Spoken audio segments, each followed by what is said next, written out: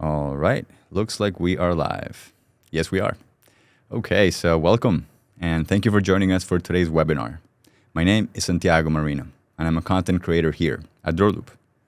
All right, I see some people are still joining. So while they do that, I want to go ahead and remind you that today we're going to go over general information and we cannot give you any legal advice or financial advice. So if you have any specific legal questions, we're going to go ahead and share our guests' contact information at the end. So that way you can reach out to them directly. All right. And also remember, this webinar will be recorded. So if you want to watch it again or share it with a friend or anybody at work or something, you'll be able to find it at doorloop.com/webinars. All right.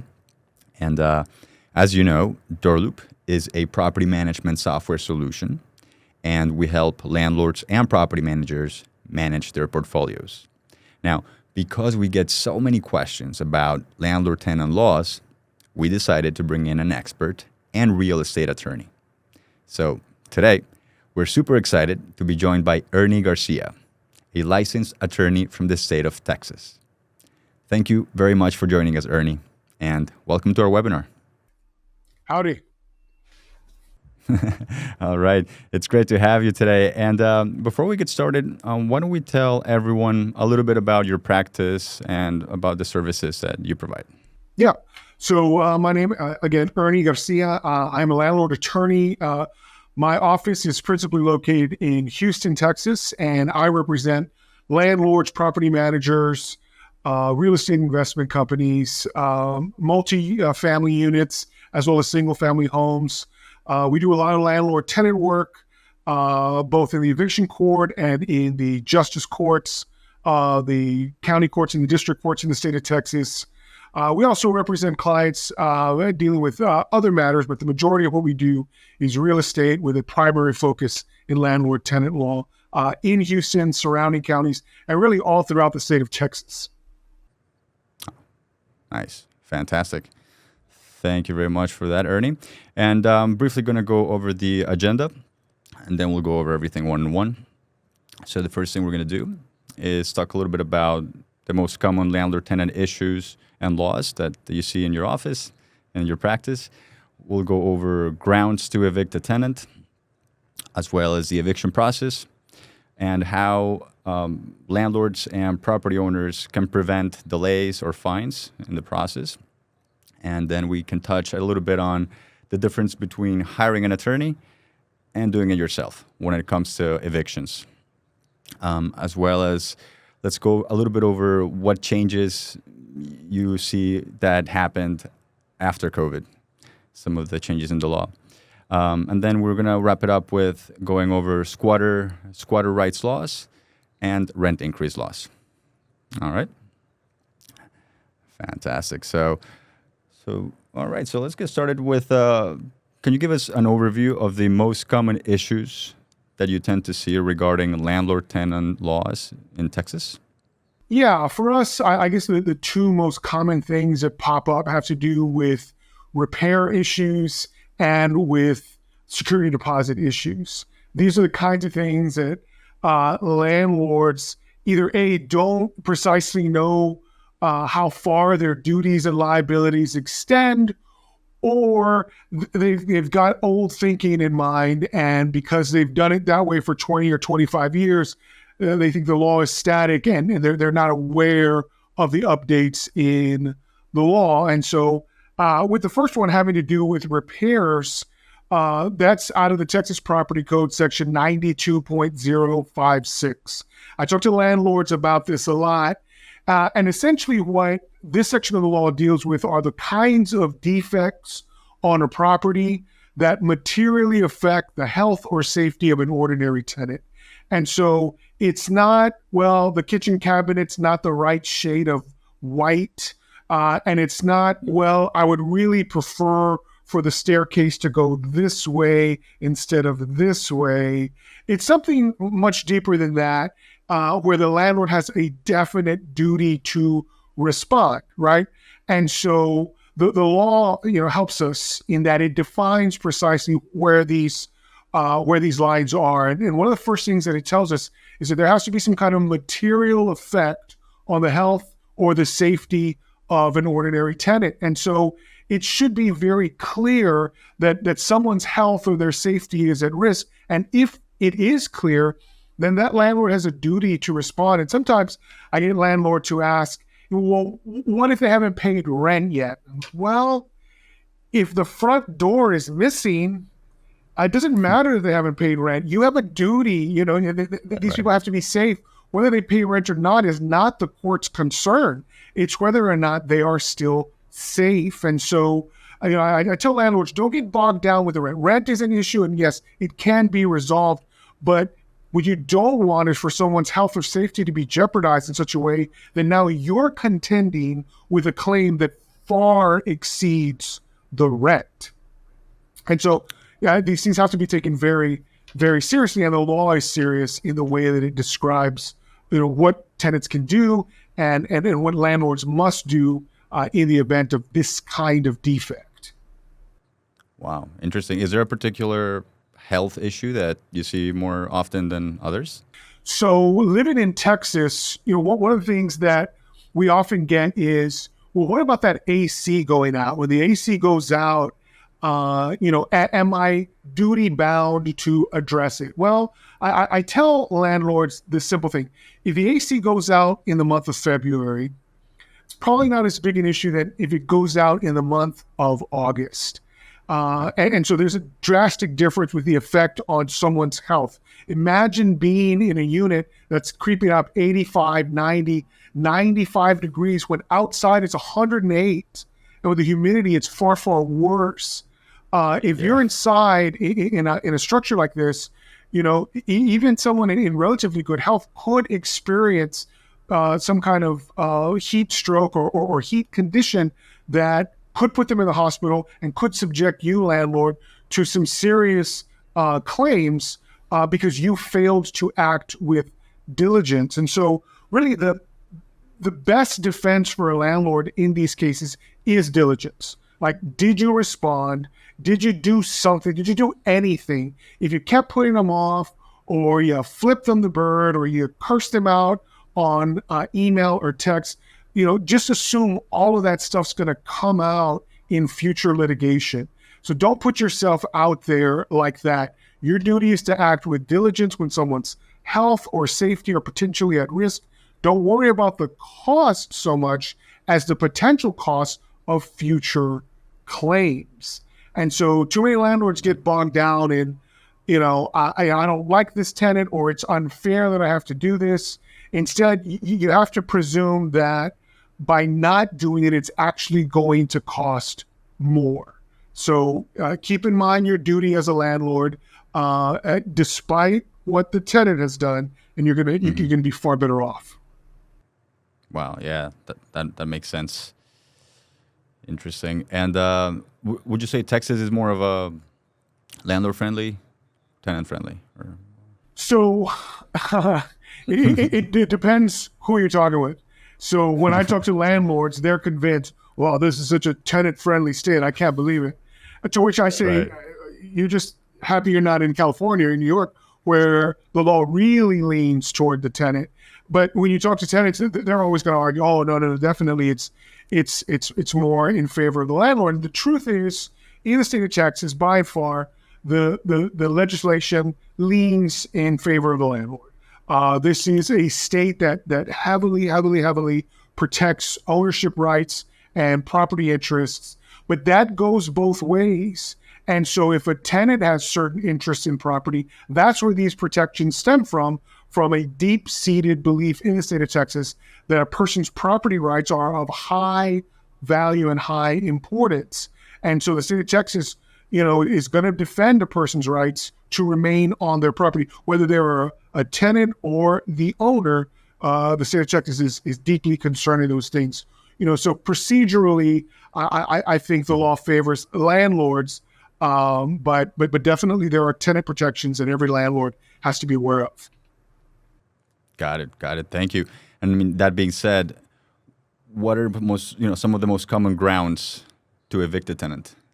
in Texas? Well, I mean, the easy one is non-payment of rent. And so if a tenant has failed to pay rent, typically that's been the gold standard. During the pandemic, things changed a little bit. It kind of muddied the waters where non-payment of rent was concerned because the federal government stepped in and said, well, if somebody's got a really good COVID-related reason for not paying rent, that's not good enough to evict.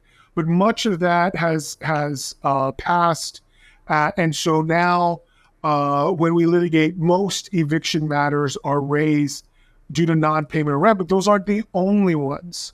There are non-rent lease violations that tenants are often subject to that sometimes landlords don't pay a whole lot of attention to. For example, if someone has unauthorized occupants residing on the premises, that's a justifiable reason to terminate the lease. They might have unauthorized pets that are tearing up the yard or tearing up the wood flooring or, the windows and the doors and causing tremendous damage itself. If a tenant is negligently handling the property and causing it to fall into disrepair, that's not normal use. It's not ordinary use. These things are viable claims, even if that same tenant is paying rent on time, paying it early even. These non-rent lease violations are perfectly good causes of action for eviction. Another would be holdover. And holdover happens when a landlord terminates a lease or a lease terminates on its own and the tenant has simply failed to leave. In the state of Texas, if a tenant is subject to a holdover claim, they can be evicted. And so this usually happens with some notice that is delivered from the landlord, essentially stating the lease will no longer automatically renew.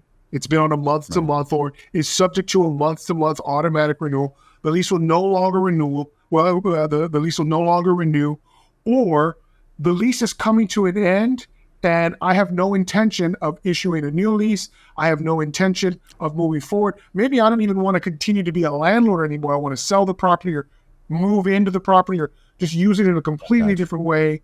And so the landlord draws a line in the sand, gives proper notice, and tells the tenant the tenancy ends at this point and will not continue. If a tenant overstays, they're potentially subject to eviction on the basis of holdover. Got it. That makes sense. And what is the eviction process like? In most cases, is it, how long does it take? Is it expensive? Well, so if you're doing this on your own, the eviction typically in the state of Texas runs about 30 to 45 days. And it can be quite inexpensive. It can be as little as the cost of a single notice. You issue, and all evictions start with notice. And so if there is some default, right, the tenant has either failed to leave because of holdover, they have breached their lease in some non-rent issue, or they failed to pay rent, some default, the landlord can issue generally a 3-day notice to vacate. It's a demand for possession that's in writing and properly delivered to the tenant to begin the process. And many tenants respond to this by packing up and leaving. But for those who don't, the landlord has the next step, which is to file their petition in the justice court or the justice of the peace in the state of Texas, where in the precinct where the property is located. So every county in Texas is broken up into different precincts. In Harris County, where we work, we've got 8 different precincts. So if you know where the property is located, that's the precinct where you have to file. Landlord goes and pays a filing fee. Generally, it's under $150. If it's one tenant, it's a little more if there are additional tenants. But you pay the filing fee, file the petition, and within about 30 days, you're going to get a trial setting. You attend that trial. If you're successful, the court will issue a final order. And if the tenant doesn't appeal, but has remained in possession, the landlord's entitled to what's called a writ of possession at that point. They can get that writ of possession, and the county will actually forcibly remove the tenant, and their property can be removed, and then you can recover possession at that time. Naturally, if there's an appeal, the matter proceeds to a higher court, and you do a lot of this over, but to the same end, a final judgment, and then ultimately a writ of possession if the tenant refuses to leave voluntarily.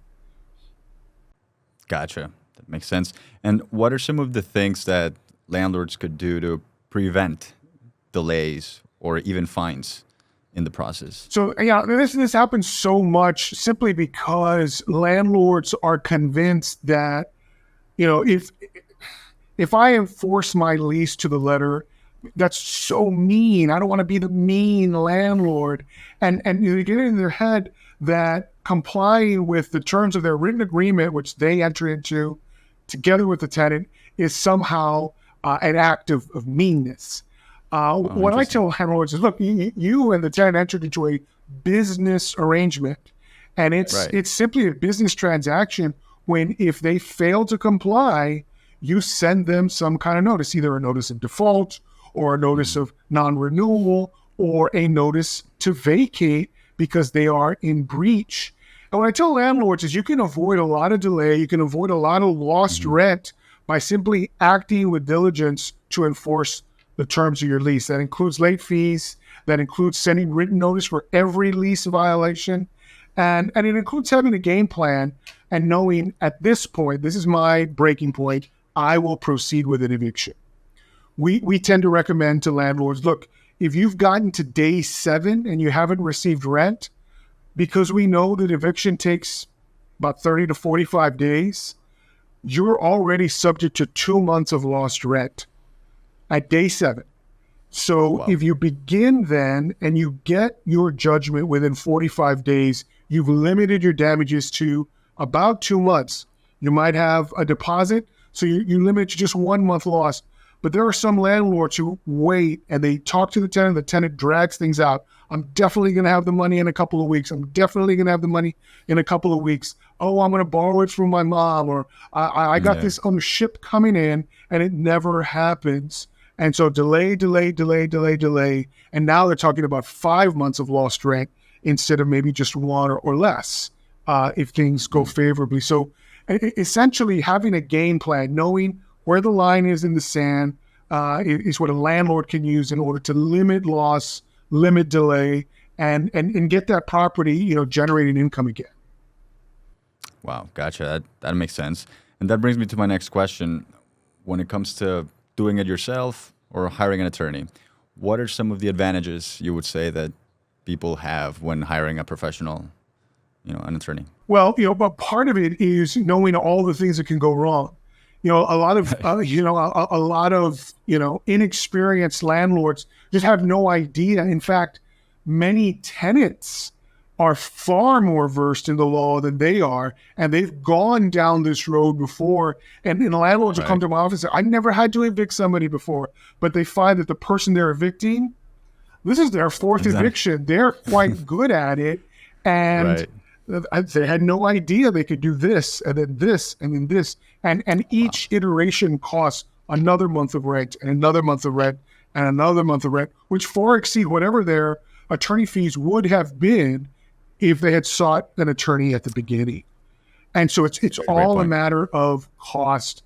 If it's going to cost you more not to have an attorney, it only makes sense to start off, because it could be as simple as just getting advice. Do I go right or do I go left? And that decision could make all the difference. You maybe never hire that attorney, but that one piece of advice from a single consultation could make all the difference in the world. I've seen it happen 1,000 times. Yeah, totally. I agree with that. That's a great point, because people may think, if I save a little bit of money now, I'll be great. But no, that's extending months, which will cost them possibly 3-4 times more than it would have cost to hire an attorney, right? Potentially, yes. Or what's worse is they tried on their own. They lose 90 days just to have to start the process over. And now they're forced to seek out counsel because they don't want to do that again. When if they had just listened to their gut at first and just made the call, they could have spared themselves all this. And then I could have taught them along the way what they now have avoided, as opposed to well, this is what happened because you failed to seek out help early on in the process.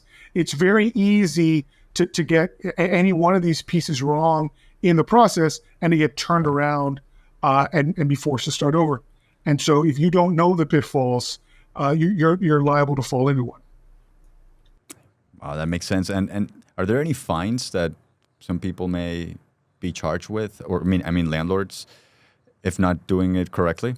Yeah. So, I mean, aside from having to start over and pay for everything, all the filing fees, there are certain fines for lacking diligence. So, if, for example, a tenant says, "Look, I've got this repair that really needs to happen," and you're like, "Nope, not going to do it. I'm going a different way, or I'm looking into it and I'll get around to it."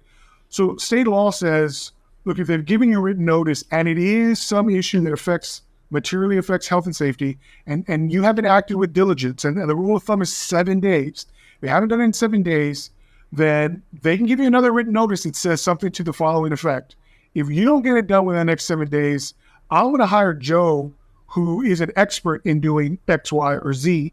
And Joe's quoted me this number, which is less than my monthly rent. I'll pay Joe to do it. And guess what? I'm going to discount from next month's rent, that full amount. And a landlord says, yeah, go ahead and try. It's perfectly legal. It's what 92.056 says in the law. Another way that landlords get in trouble is with that security deposit. I talked about this a little bit at first. When we talk about fines, if you mishandle someone's security deposit in the state of Texas, you could be assessed a fee of 3 times the amount you wrongfully withhold. I tell landlords, look, if you can't justify a deduction, don't take it. Don't estimate. Don't take a grievance claim, right? It's like, they were such a poor tenant, I'm just not giving them the deposit back. That's not justification. If you can't point to the lease, if you can't point to some damage that you know that you can prove the tenant caused, you have to refund. And if you don't, you can get hit by 3 times the amount.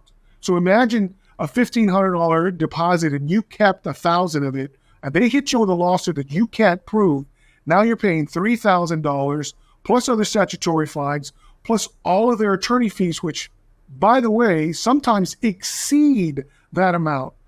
You kept $1,000 and thought you were pulling a fast one, and now you're writing a check for $8,000. That's not good math, not good business. Yeah, absolutely. Makes a lot of sense. Interesting. And Ernie, have you noticed any particular changes in the law after COVID that may still be taking into effect, or yes, anything in particular? So changes in the law, some easy ones are having to do with notice, and some counties, have kept pretty strict notice requirements. In Texas, Dallas County still has a pretty strict notice requirement when it comes to COVID-19 that they haven't let go. And so landlords are subject to an extra layer of requirement. They have to give additional 10 days before they file to allow a tenant maybe who is eligible to seek out assistance. Okay, there's one extra layer before you can proceed with the normal notice, which is generally a 3-day notice, and then you go. But the CARES Act that was signed in March of 2020 still requires a 30-day notice in many evictions when there is federal funding. And so not all courts acknowledge this, and not all tenants are aware of this requirement. But if there's federal funding involved and you're a landlord, these are things you have to know, is that someone could raise a clever defense and say, you didn't give a 30-day notice, and I know that you have a federally backed loan which applies and would require that extra level there in the law. But Gotcha. Another thing that exists now that didn't exist before is an explosion of favorable tenant assets. Sometimes it's an increase in legal aid, and so there are now attorneys sometimes in the courthouse that are just there waiting. And if a tenant's got a question, they've got a free attorney right there, and they can get on-the-spot legal advice that could tear your eviction up. if they see any error in it, they will step in and say, sorry, Miss Landlord, you don't win today because you have a filing error with your notice to vacate, or your petition lacks X, or your basis is improper because of Y. And so that exists, as well as because of sources like this, right? So there's so much content online now that tenants have access to like never before. And, the landlords are, behind the eight ball here. There's so much information out there that many tenants are outsmarting landlords in these courts. And it's just a reality of what, COVID necessitated tenants to get smarter. And they have probably at a rate higher than landlords. That's what I found. Wow. Very interesting. Thank you so much. And that being said, when it comes to squatters' rights, did that change significantly with COVID or in general? No, I wouldn't say that in the state of Texas, squatters got any additional rights. Okay. But what landlords will find is just how easy it is for squatters to come onto property, especially the property you're just not keeping your eye on. If you've got a good piece of property and you're holding out for that perfect tenant and you're letting it sit, there are people who are watching. There are people who know that a vacant property can be occupied, and if they can get utilities set up and establish residency, that they've got 60 to 90, sometimes more days for free, essentially, while you go through the eviction process. You have no idea who they are, and they have no legal obligation to pay you any rent, and they know this game. And so squatters who intentionally look out for unoccupied homes have done it before and are not afraid to park themselves in a really nice property because they know just how difficult it could ultimately be to get rid of them. Now, sometimes landlords have what they think are squatters, or what they refer to me as squatters, but these are not squatters. What happens sometimes is you rent out, so you, the landlord, have a tenant, and Joe Tenant says, I'm out of here, but my cousin, cousin Ken, is sticking around. And maybe they don't run this by you, and certainly Ken and you do not have a contractual connection. Right. The question is, who do you sue in this case? Ken's there. He doesn't have a lease. He doesn't really have the rights to be there, except that he's relying on the rights of the former tenant. And so I tell landlords, this is very easy.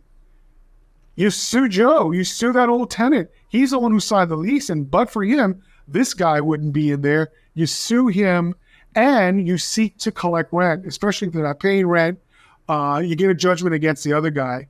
And now he may say, look, I left. I'm no longer here, except that he didn't leave because he left a squatter behind, right? And so in this situation, you're going to want to sue for unpaid rent. You're going to want to sue the other guy. And the whole reason is, if you can ever make a claim for unpaid rent, you absolutely must, because it's going to make an appeal prohibitive. When you can't claim anything like that genuine squatter, they can appeal for absolutely free, and you're just stuck with it. But when there was a lease and somebody let somebody stay in their place, you go after them and you charge rent and you make them pay some amount if they plan to appeal. That's your best bet every single time. Don't sue the squatter. You have no contractual connection with him. Sue the guy who let the squatter in. That's your best bet every time. Wow, interesting. And normally, how long would that kind of process take when there's squatters involved? It's no different. It's just as if you were suing for eviction a regular tenant. Oh, interesting. Now, and that's true in that situation. It's true, again, regular tenant. It's true after a foreclosure. If after a foreclosure, you've got people living in there, whether they were the homeowners who were foreclosed, or whether they were the tenants of the former homeowner who got foreclosed, the process is the same. It doesn't make it any faster that they have no legal obligation to you. You still have to go through many of the same hoops, and it's unfortunate that that's true. But even someone with zero contractual connection to you is still entitled, if they are a resident, if they've established residency, they're still entitled to the whole process. Wow, very interesting. Thank you, Ernie. And when it comes to rent increase laws, is that something that you see often in your practice, or Yeah, issues with it? it actually is. We sometimes use this in a way to motivate people to leave. So, for example, there is no rent control in the state of Texas. So you could go from 1,000 to 10,000, and there's technically nothing illegal about it. Not good customer service, but also not illegal. And so if Right. you've got someone on the property who you know has already told you, I ain't going anywhere, and their rent was, say, $1,500, but you know that the market rent actually calls for $2,500. They just got lucky. They got stuck with a nice low rent, but it's come up and you want to raise it. You may be in a good position to say, but here's what my notice says. My notice says in 30 days, your $1,500 rent will end. And if you choose to stay, the new rent, first day of the following month, is going to be $3,000. And the reason that's important is even if they tender the $1,500, you can still issue a notice to vacate and say, nope, the rent's no longer $1,500, it's now $3,000. I'm going to sue you for that amount. And so you'll take a judgment subject to that because they've had an ample amount of time to vacate the premises, to decide, you know what, rent's too high, I will voluntarily leave. That's what the 30-day notice is set up to do. But if they elect to stay, they're subject to that rent increase. Now, so long as the rent can be increased by notice this way, if it's a month-to-month tenancy or if the lease is coming to an end, certainly with adequate notice, the landlord in the state of Texas can raise the rent really as high as they want for whatever reason that they want. They're not limited in that way. The only limitation is you just can't do it during the term of the lease. If you got a 12-month lease, you can't go 7 months in and say, I want to double the rent. But after the 12th month, you definitely can. And as long as you've given adequate notice, your tenants are subject to the fact that you have the right to raise the rent to market level and beyond. That's purely in the hands of the landlord as long as they've given adequate notice. Got it. Thank you, Ernie. Wow, a lot of valuable information. And yeah, thank you so much. I have a couple of questions. So I understand sometimes some landlords may not like a tenant for whatever reason, and they try to evict them without a valid reason. And sometimes they can get into trouble for that, right? Like they say, oh, I'm moving into a property, and they're actually not. And they try to find cut some corners like that. Is that something that you see often of landlords trying to find a way to get rid of? I unfortunately do. Where I'll tell you this one story. Is I had a property manager who came to me and said, look, I recently took over management of a particular property where a landlord drafted his own lease, reviewed it himself, didn't have anybody helping him, and they signed a multi-year lease. I'm talking a lot of years. Wow. And so now they're locked in for all these. They're 2 years in, and now he's thinking, well, my taxes have gone up and insurance has gone, everything's gone up. This number doesn't make sense for me anymore. What can I do? And I looked over the case and I looked at all the facts and said, zero. You can't do anything until this tenant is in breach. And so a landlord who wants to force somebody out could get themselves into a lot of trouble if they are found to retaliate against the tenant, if they're found to harass the tenant without cause, sending them messages or threatening eviction, again, with no legal basis. That tenant could file claims against that landlord for improper communication, for harassment, or for retaliation. And all of these can pile up in the exact same court where you might later seek the court's help for an eviction. If you've got a track record of just being a bad landlord, that's just not going to do you well. It's ultimately going to hurt you. And so the big lesson is don't write a lease unless you know about leasing, and don't represent yourself if this is your first rodeo. You're going to get things wrong, and you're going to miss some key details where you think you have a good deal. A fresh set of eyes that has seen this 1,000 times is going to show you, no, this ain't a good deal, and you need to go a different direction. Wow, that's interesting.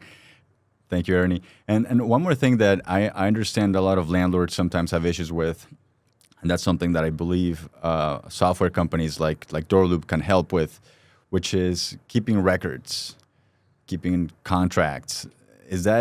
Are some landlords out there having issues finding leases, in file cabinets, things like that? Yeah, for sure. They'll lose track of their leases. They'll lose track of notices that they claim they sent, but they don't know where they are. I think that the biggest problem that landlords have with record keeping is they don't keep good ledgers. In fact, too many landlords I'll talk to and say, so show me your rent ledger. And they're like, what was that? I'm like, come on. What's a ledger? Yeah, I mean, you're at least jotting down, even in a spiral notebook, these payments. And, well, I used to, but... And so they don't know, on what date payment was made. They don't know what fees are assessed. They don't know exactly how much unpaid rent is owed because they just don't keep good records. And I tell landlords, look, not only are you probably losing money because you're not assessing late fees, because you don't know when they occurred, and you're probably waiving them time and time again. If you're asked by a court to prove your damages, if you're asked by a court to prove that you are entitled to possession and they want to see that rent ledger and you can't provide it, this is the way cases get kicked out of court all the time. They're not operating as a business. They're operating like a hobby, but they're asking the court to assess their professional endeavor in a way that makes sense. And the court's natural response is going to be, sorry, you haven't met your legal burden because you're not taking this seriously enough. And so that's when they come to me and they hand me a shoebox of documents and say, please help me figure this stuff out. And if they had, some kind of software where they could very easily say on March 1st, this amount came in, on April 13th, this amount came in, but prior to that, fees were assessed, and prior to that, this was documented, and everything is there that you can easily print out and easily present to the court. Now you've got no problem with your evidence, and you've got a court that already sees you as someone who is ahead of the game because you got your stuff in order. Without it, you're showing up as a mess, and the court's less likely to rule in your favor. That's just the truth of it. Right. Yeah. A lot of our members, they say that every time they have an issue, literally, it's like a click away. They're like, oh, you need this report? Boom. You need this lease? Let me find it. Which, I mean, 2023, I think it's a good tool to have. Yeah, absolutely. Sort of software. It's something we preach. I mean, if you can't do it, and I tell landlords this all the time, there are certain things I'm terrible at. That, early in my practice, I used to try to do everything. I'd answer the phones and, I'd go and I'd file and I'd type up certain things and I would do things that I was just terrible at doing. I'd prepare my own taxes, right? And just do everything poorly, but I was doing everything. Yeah. Not good business, right? And so if you could take something off your shoulders, landlords, if you could take some of these mundane tasks and let a computer do it, let somebody else maintain a filing system that makes a lot of sense, that looks neat, that you can easily refer to. That's one less thing you have to worry about. And you as a landlord can focus on the things that you are good at. Maybe that's acquiring new property. Maybe that's meeting new tenants. But record keeping, if that's not in your bag, don't pretend that it is because you're just going to do it poorly. Great point. Thank you, Ernie. Wow, that's a lot of wonderful and useful information, Ernie. Are there any closing thoughts, any sort of ideas or information you would like to share for landlords and property managers in Texas when it comes to landlord-tenant laws? Any closing thoughts? Yeah, sure. Landlords who know other landlords, who know professionals, realtors, or attorneys are the most likely to get things right. If you're going, Lone Ranger on this, you've got no help whatsoever, you're probably going to fail. In fact, you probably don't know just how off the path you are by doing this alone. If you don't have some tools in your tool belt, it's going to be harder. You're eventually going to learn, but you're going to get a few knots on the head from all the tripping and falling that you do when you really don't have to do any of that. When you surround yourself with people in the industry that have done it 1,000 times, you're more likely to have success. So, I constantly encourage landlords to go and seek out, tools that are going to make their landlording better. Because so many tools are out there. DoorLoop is one of them. Having access to, a solid attorney is another one. Going and sitting in the courtroom and just kind of listening to hear what happens in real time in an eviction before you ever have to file one. All that's good stuff that if landlords aren't doing, they're leaving money on the table and just making their life harder on themselves. There's too many good things out there for landlords for them not to be, partaking in them and figuring, I just got to figure it out on my own. It's just not true. Gotcha. Thank you, Ernie. And for anyone listening right now, anyone in Texas that might be wondering, I like Ernie. I wonder how much he might charge to help me out with an eviction or other services.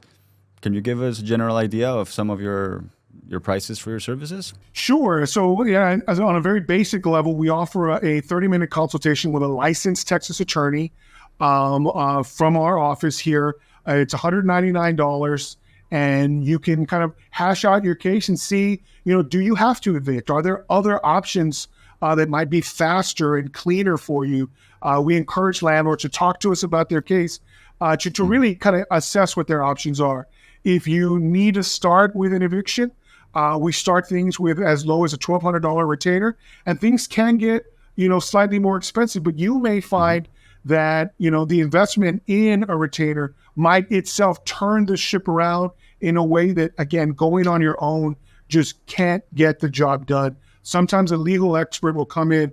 I often talk about the plumber. If you put a wrench in my hand, I'm going to end up doing more damage than I'm going to do good to that toilet. And so I'd rather put that in the hand of a professional, pay for it now instead of paying more later for the mess that I will inevitably cause.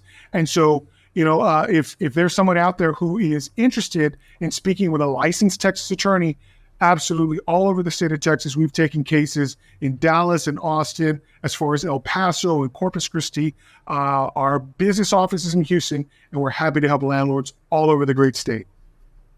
Amazing. Thank you very much, Ernie. I'm going to go ahead and share my screen so that people can see your contact information. Would you mind giving them your email?